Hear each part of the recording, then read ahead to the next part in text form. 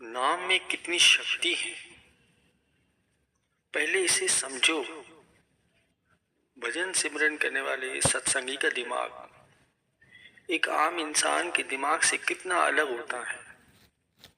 जो नाम जपता है नित्य नेम से, अपने गुरु के उपदेशों को आगे रखकर चलता है, उस सत्संगी के अंदर ऐसी बहुत सारी तब्दीलियां देखने को मिलती हैं।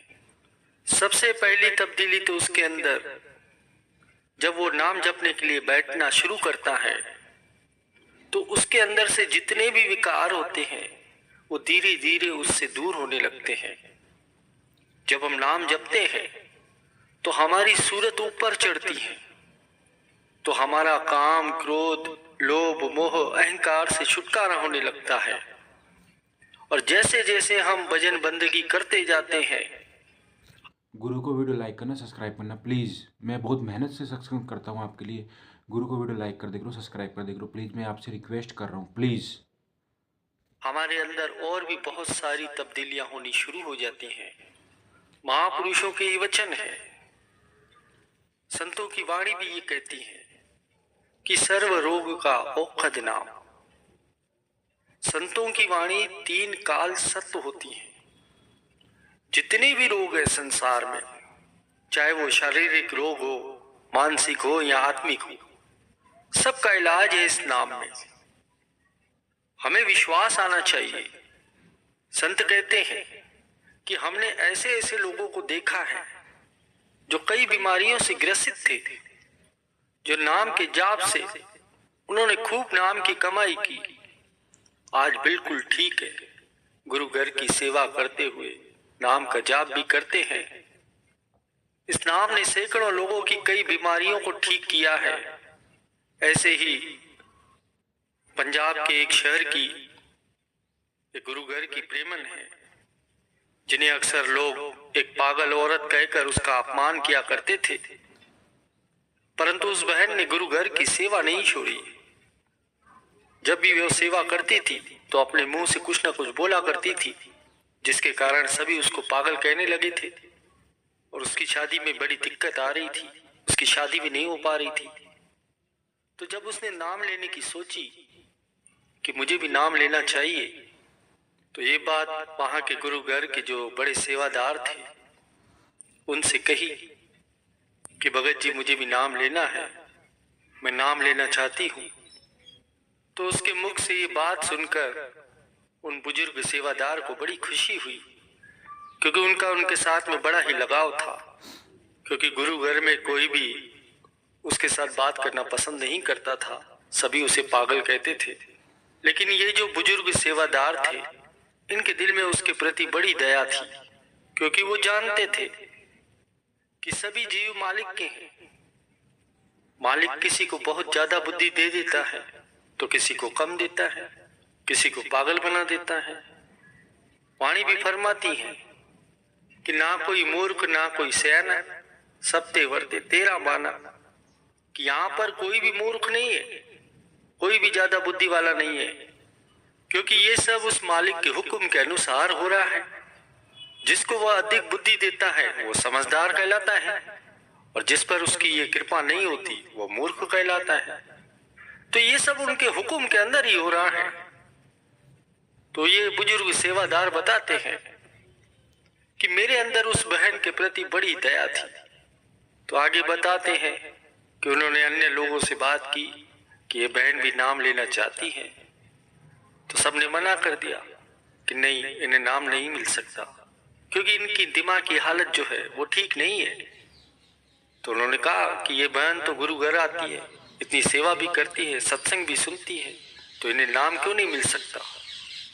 आगे बताते हैं कि उन्होंने किसी तरह करके उस बहन को नाम दान तो दिला दिया, और उससे बता भी दिया कि बिना नागा किए 2 घंटे रोज नाम जपा कर, जैसे संतों ने बताया है उसका उच्चारण करना है।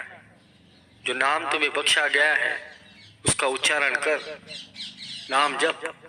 आगे बताते हैं कि उस बहन ने वैसा ही किया जैसा संतों ने बताया, या मैंने जैसे बताया उसे कि रोज 2 घंटे भजन अभ्यास किया कर। उसने वैसा ही किया।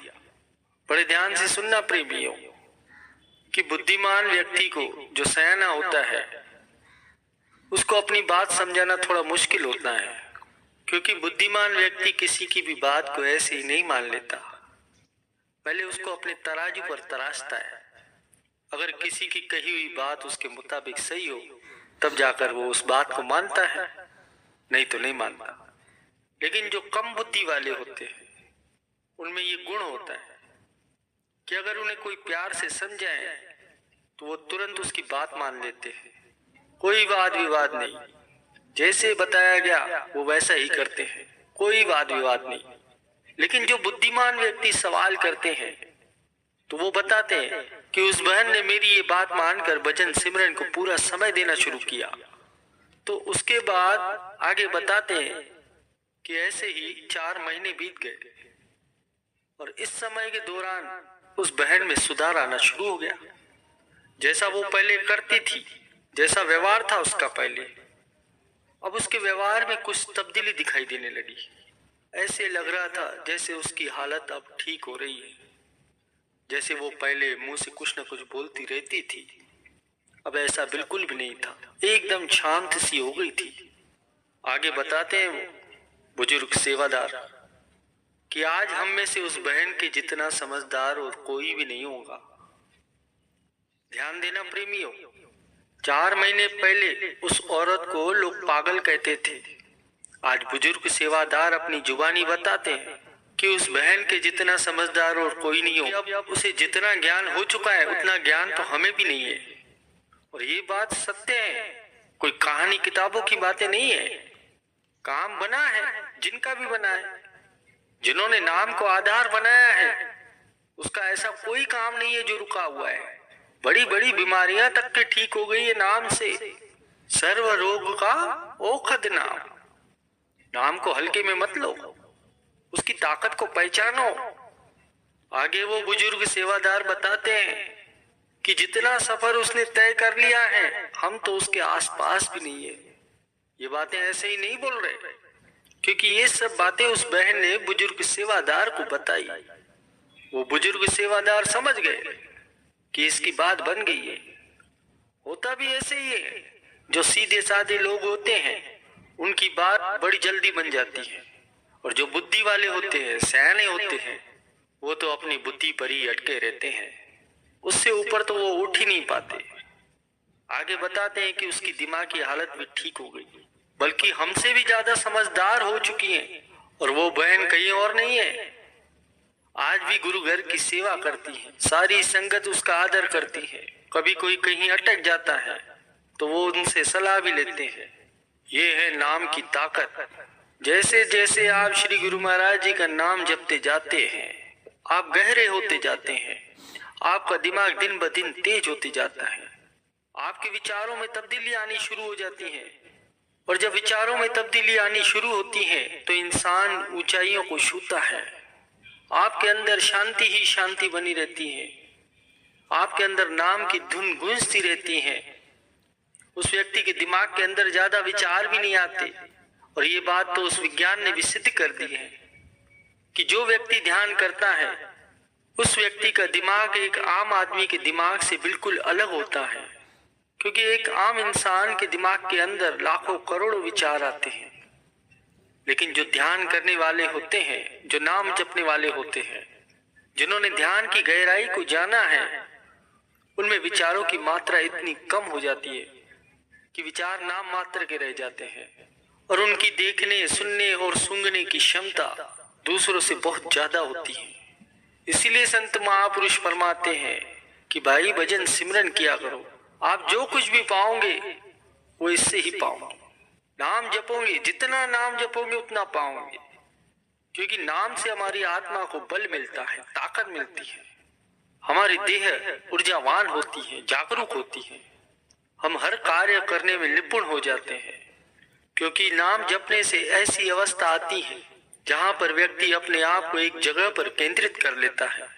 और जो श्री गुरु महाराज जी का ध्यान करता है, नाम जपता है, उनका मन उनके वश में रहता है।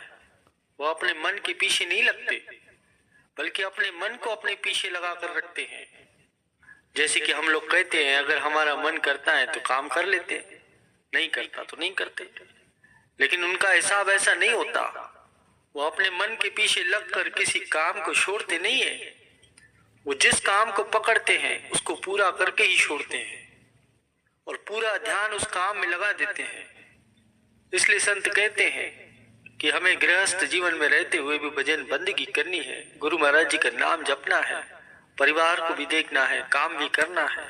गुरु को वीडियो लाइक करना, सब्सक्राइब करना प्लीज़।